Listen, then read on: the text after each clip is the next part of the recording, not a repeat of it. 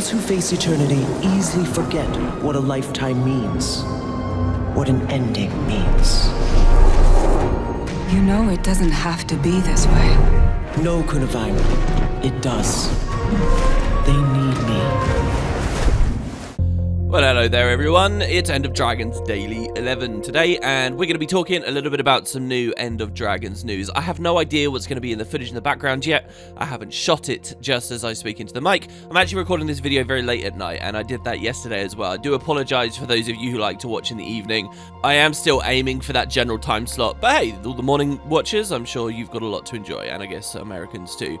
So, today's going to be something of a special episode, because we're going to look at a little bit of End of Dragons news. Let's open with this comment here from Ailes, who says, I don't understand why he did not discuss in depth the implications of this guild chat interview.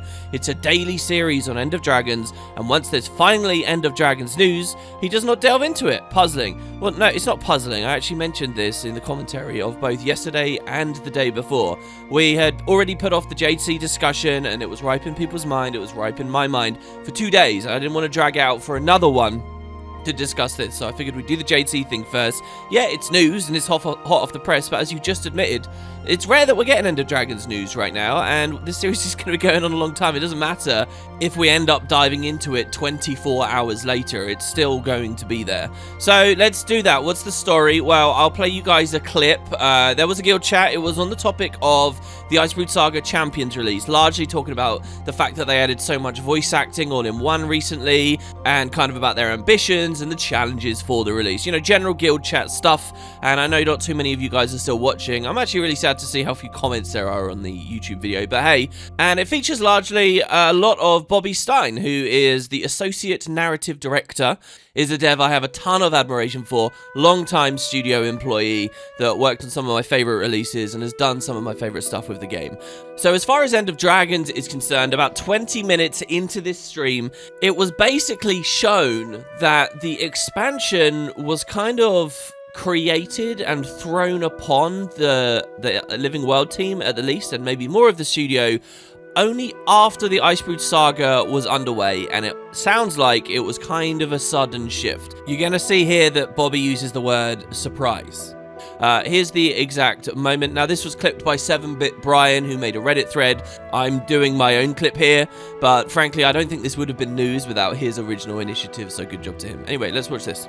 Talking about story and story development, something that we've talked about on Guild Chat before is that we start working on these stories way, way far in advance. I mean, there's an incredibly long lead time while we're doing work in the background. Sometimes that work begins before we decide to make the next expansion. So, Bobby, do you want to talk about that a little bit? Yeah. Do you remember when we did the Icebrood Saga announcement? That was sometime around PAX, wasn't it? At that time, we knew at a high level what we wanted the entire Icebrood Saga story to be at a high level. You know, we know where it begins, we know where we want it to end, and we have a pretty good idea of the shape of the story throughout the season. But, you know, a lot of times when you actually get down to the work, when the teams actually get together and really flesh these ideas out, things can change, right? So, at some point throughout Icebrood Saga development, we were gifted with the opportunity to work on an expansion, which quite frankly was something I think most, if not all of us, really wanted to do at some point. But it was a bit of a surprise, and what we had to do then is say, okay, well, if we're going to be able to deliver a satisfying end to the Icebrood Saga while also, you know, getting to work on an expansion, how can we do these things, right? So it became a real challenge, you know, to get people together and to solve this as a group. And, you know, it took a little bit, but we rewrote the story, reframed how we tell the story, you know, so design was heavily involved in figuring out, like, how can we, you know, satisfy this story and build something that's also repeatable. And so, you know, a narrative went back and forth about, okay, what plot threads can we see through to the end? What things do we maybe need to cut or downscope or whatever, right? So it was a pretty big shift, but I think, you know, we definitely got to a place after working together on it that I think we're pretty happy. And, you know, I'm excited to see what people think once they play it and the whole thing is out there and they can, you know, experience it from beginning to end. and let us know what they think. Oh my gosh. Yeah, there's this loop when we're working on things like expansions where there's this brief time where it's such a relief to finally be able to talk about it and finally be able to tell you guys, hey, this thing is coming. But now we're in the pain of all of the other things that we can't tell you and the pain of waiting until we can get it into your hands. And it's like every bit of it is so incredibly exciting that I'm both extremely excited that players finally get to know about End of Dragons, and I just can it be release time yet, please? But yeah, we might need a little more time to finish it, but yeah, I'm we're all not telling excited you. for it. I'm not rushing you. I'm just very excited. But yeah, you had to. I mean, juggling. Okay, we're working on this story now. We're simultaneously working on an expansion, making sure everything was scoped right, that all the production schedules came to what they were supposed to be. That was a lot.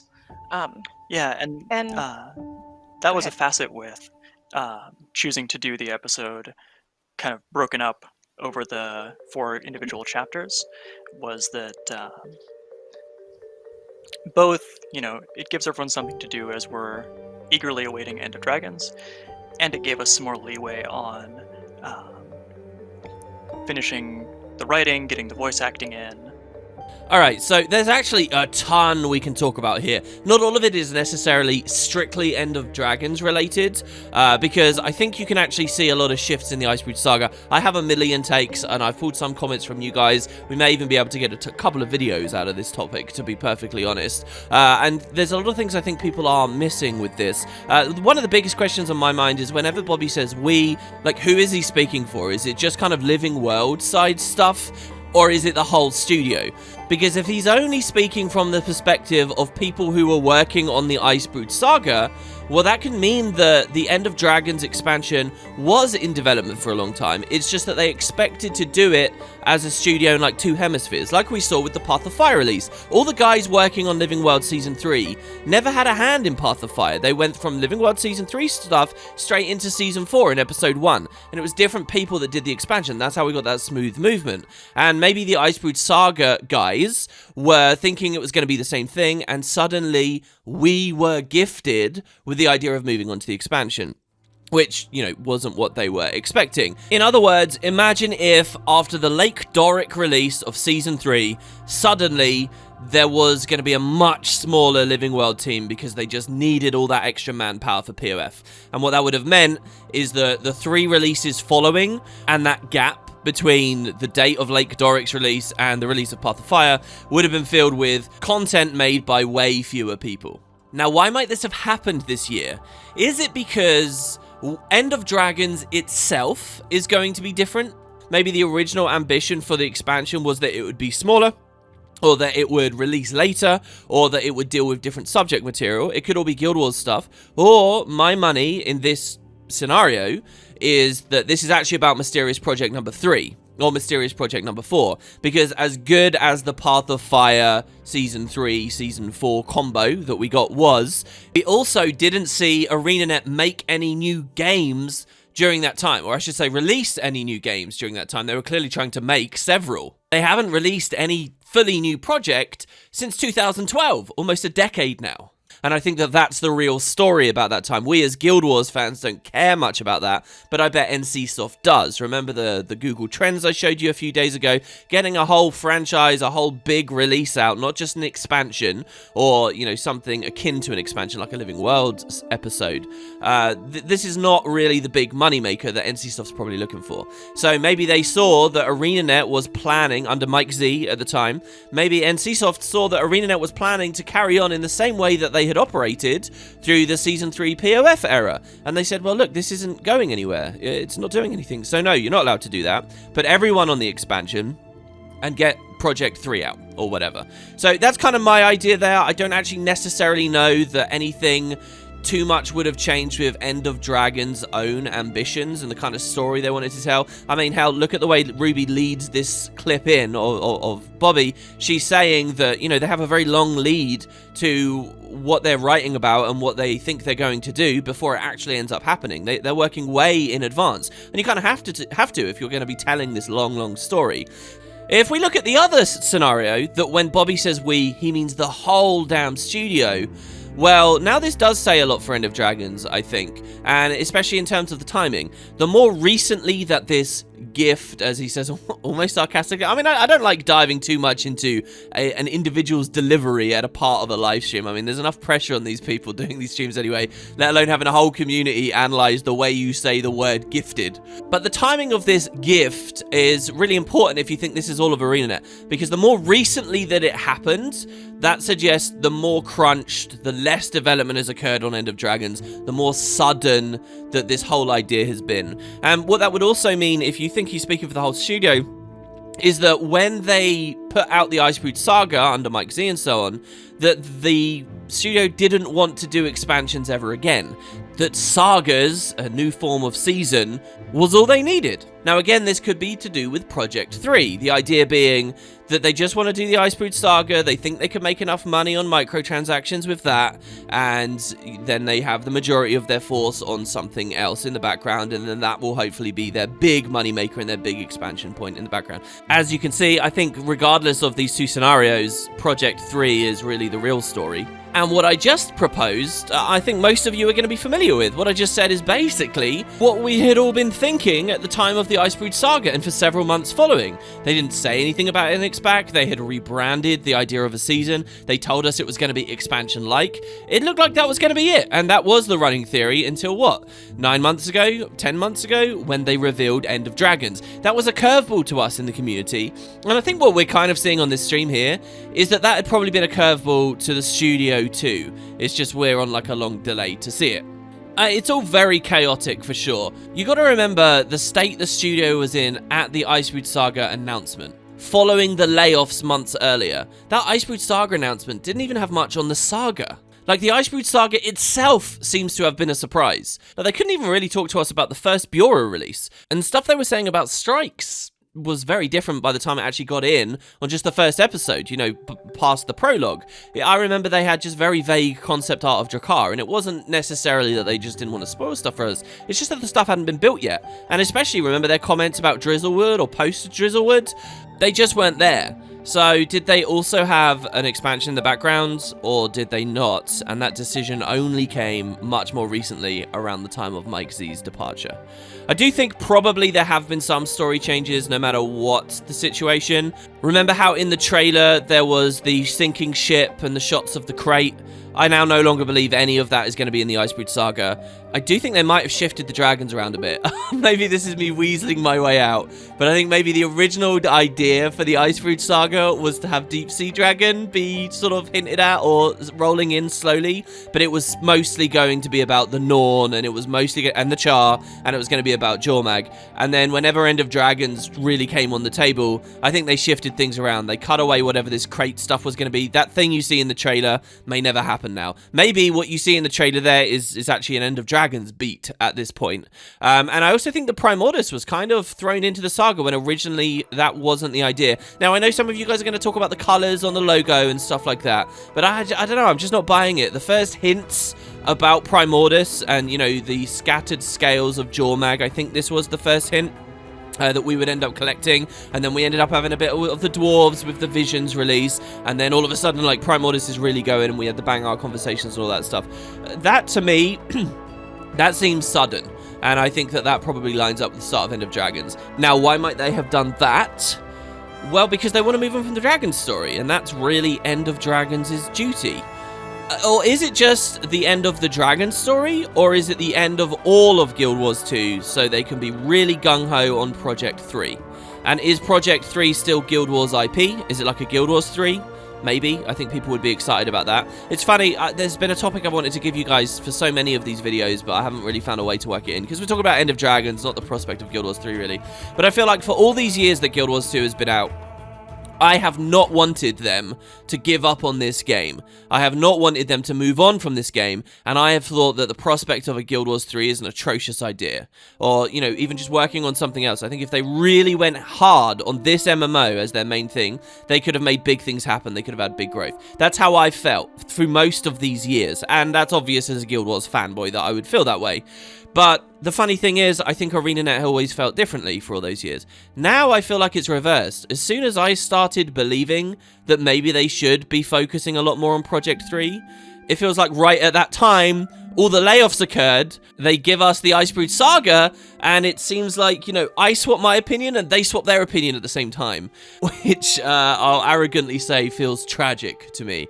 But so maybe this is the idea of End of Dragons, that they suddenly threw Primordus into this story that was not going to be a part of the Icebrood Saga originally. And again, I appreciate the logo is maybe evidence against that. And what they're saying that it's not the end of Guild Wars 2's story, because that would obviously be a ridiculously bad decision from a marketing perspective. And maybe they do intend to continue juggling the game, and they do continue to put in gem store releases and do like the classic NCSoft approach where they keep their games going a long time, but it's never anything substantive. But the real plan is to genuinely move on. In fact, I kind of have a much higher than 0% belief that maybe after the credits of End of Dragons, they'll give us a teaser for like Guild Wars 3 or a Project Tyria or something like that. I almost feel like that could really happen, and only at that point will they confirm that, yeah, we're still going to do minor releases, you know, like Guild Wars Beyond for Guild Wars 1, but the Project 3 is the big thing. These are all just vague ideas. It's so hard to know, and especially to think they might have had a grandmaster plan like that immediately following the layoffs. And, you know, the devastation that whatever caused those and whatever was going on is insane. So I can see how Icebrood Saga ended up where it was.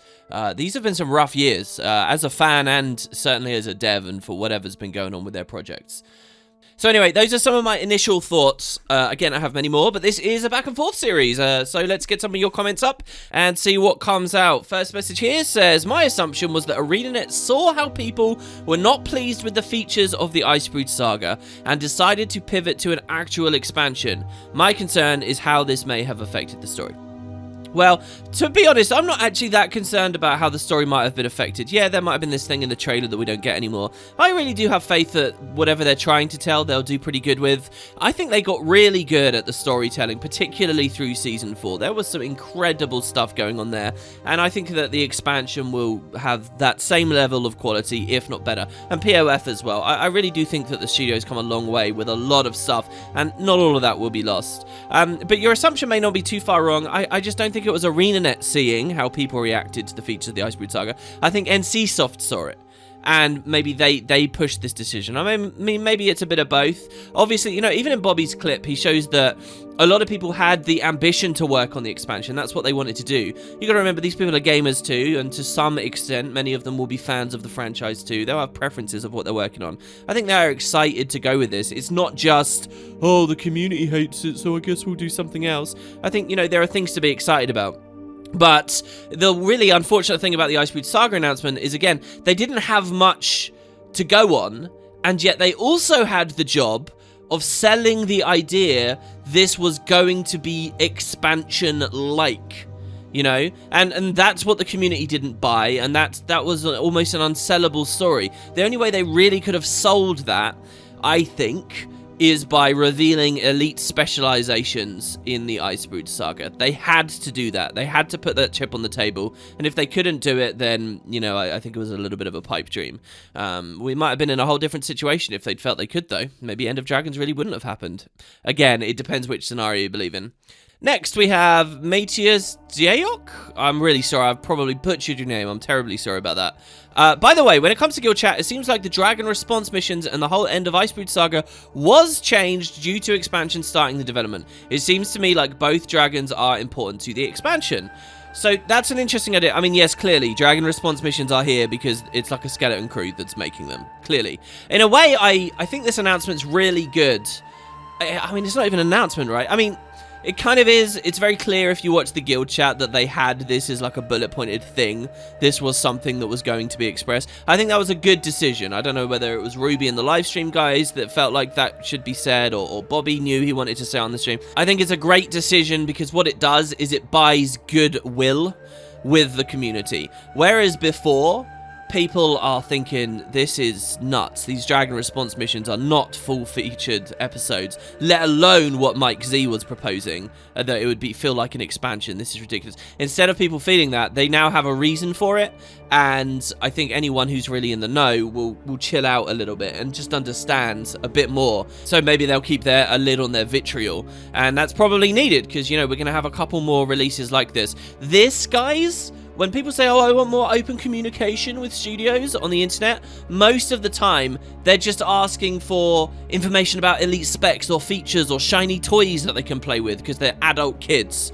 But the truth is, this is the kind of communication that they should be doing when it actually translates into something real about the people's perspective of the studio and why the content is the way it is. This is where I think communication between the fans and the people who are enjoying the product and the studio is at its finest. This is the kind of stuff I like when I ask for more communication. So anyway, back to the comment and the idea. You think both dragons are important to the expansion? You've got a different way. I never would have thought of this. My assumption is Primordus has been slung into the Icebrood Saga with Jormag so they can kill them both, so that then End of Dragons only has to focus on the Deep Sea Dragon, the peripheral stuff, Mother, whatever, you know, the grand story, and they can end the whole arc. And whether they want to end the whole arc so they can go to more personal stories, or, as I just proposed, end the whole arc so we can get Project 3, is still up in the air. But that's what I think. I think that's why these dragons are here. You're saying something else, that maybe they'll still be around? I mean, that's an interesting one. In a way, they could be, because we know that the plot on the surface of it was like the idea we got to replace all the dragons, but I don't think ArenaNet are going for that anymore. It's just too much to introduce too many characters and too many unwieldy, weird ideas, or sudden inventions that can solve problems, timey ex machinas that, you know, suddenly instate the characters we love as dragons or something. I don't see that. I think that they'll be dead. I think they'll cancel each other out. And, you know, what happens when you melt ice with fire? You get water, and there's the water dragon. I still love that idea that somebody proposed all that time ago. There's also a second comment appended here. It's not really on the same subject. Am I the only one that hears WP's mic slightly more on the left side than the right? The other audio, like gameplay, are equal, but the balance and the voice seems slightly off to the left. I tested on other videos and there's no problem. Actually, this does sometimes happen. I don't know whether it happened on yesterday's video, but the way my editing software works is if I am hovering over the wrong area, and it's quite a large area, and I accidentally scroll, or maybe I intentionally scroll, but I was just slightly over the wrong part of the UI for the wrong second, it will shift the mic audio slightly to the left or slightly to the right. That does very rarely occur. I have to say, you must have some very good headphones. I'd love to hear what those are, because there's a lot going on in the mix with these videos, I feel. And to be able to detect that, maybe it was massively to the left yesterday, I don't know. But it can happen, and sorry about that. Nocte says, so about the guild chat, I'm happy that the devs were excited to do an expansion and asked eagerly to be on the team doing it. Yeah, I was happy to hear that as well. I think that was a really undervalued part of the discussion there. But on the other hand, it's very scary that management saw no problems with giving up almost everything about the Icebrood Saga midway. I have very real fears about the expansion feeling like a very interesting but messy product because of the known management shuffles and issues at the studio added to COVID restrictions, even with motivated devs. Now, that's a cool point. Well, it's not cool. It's cool to talk about. That's maybe a scary point. Depending on when you think this all happened, the End of Dragons expansion might have been pretty much entirely developed from home so far. You know, we glossed over this subject sort of in some of these videos, but the reality of developing from home might really, really matter for this whole game expansion. I wonder how many other video game studios are in the same situation right now. To continue with the comment chain here, William George says, the chat just confirmed everything I assumed. Bad year financially, bad year behind the scenes. Actually, they had a very good quarter towards the end of last year, I believe. At least it was up from the year before. Bad year behind the scenes, unnecessary conflicts with the player base, and on top of that, NCSoft being as notoriously run by accountants as it is, a sudden development shift to a paid-for new expansion from a free on-login season isn't all that surprising. But as one of the seemingly few players who liked the first half of IBS, it getting gutted like it did will always be a disappointment. Well, see, this is interesting. I haven't heard someone properly take this corner in an argument for a long time. Season 1, we saw it a little bit, but those voices got quietened down real quick. Some people do like the season format, and they do still see the value in not having to pay.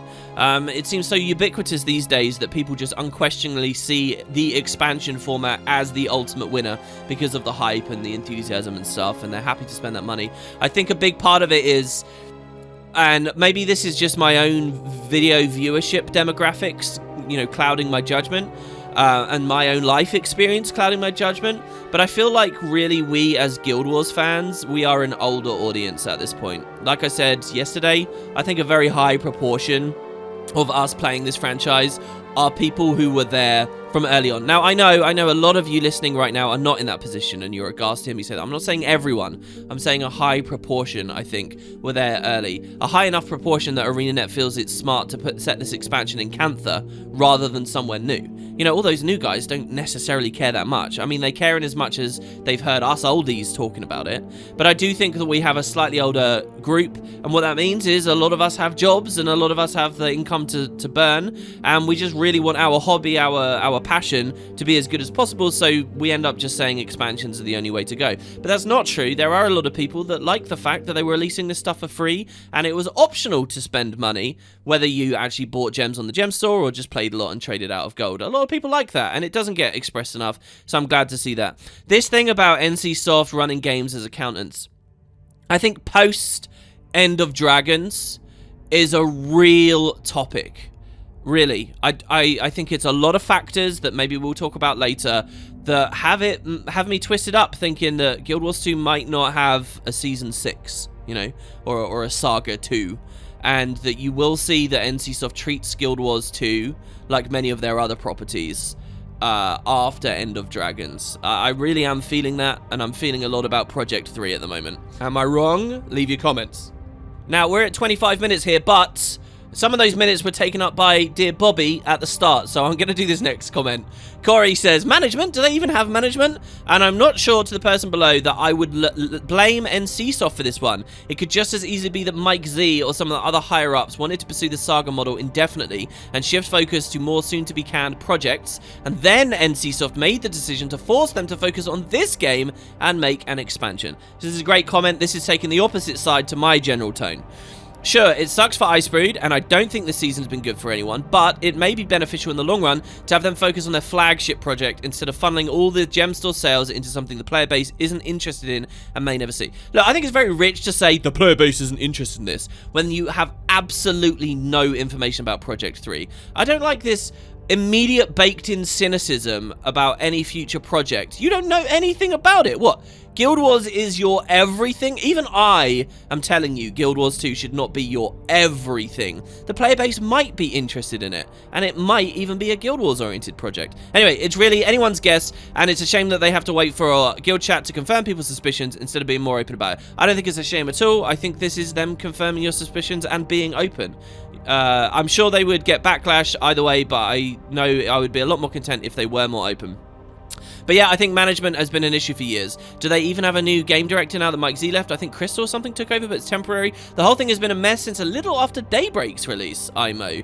Plans changing, story rewrite, lack of consistency between quality of releases, features being abandoned for the eternity of the life of the game though, so nothing new here. Hopefully they can find their bearings moving forwards once the expansion is released, and hopefully despite the expansion being last minute, it will still wind up being good. I think Heart of Thorns was pretty similar in terms of being rushed, and it's honestly the expansion that made me really get into this game, so it might work out. That's interesting that you like HOT. I think there's going to be a lot in common with HOT and End of Dragons in terms of their development for sure. But I'm not sure I agree with a lot of this cynicism. I don't know what you think was so bad after Daybreak. To be honest, I think all of Season 4 was really good. I think you are a person that is watching the communication a lot, and the fact is, they were very, very candid about stuff that worked and stuff that didn't work during Season 4. So now you're using that against them, like, oh, it was so mismanaged and mishandled. But look, it's game development. Stuff's always in shift, and things are not going to work out, and things are. And if they open that door and let you peek in, you can't just use it all as ammo against them. I think Season 4 was pretty much unblemished, aside from corner, and a bit of a change in philosophy about how they handle certain achievements and how they're delivered. But so yeah, let's talk more about this tomorrow, guys. Give me your comments down below. Thumb up people you agree with, especially if they're disagreeing with me, so that we can have a bit of real back and forth. It's not just like an echo chamber. Feel free to share the video or the series. Let's keep getting more people in. The more the better. And I'll see you tomorrow.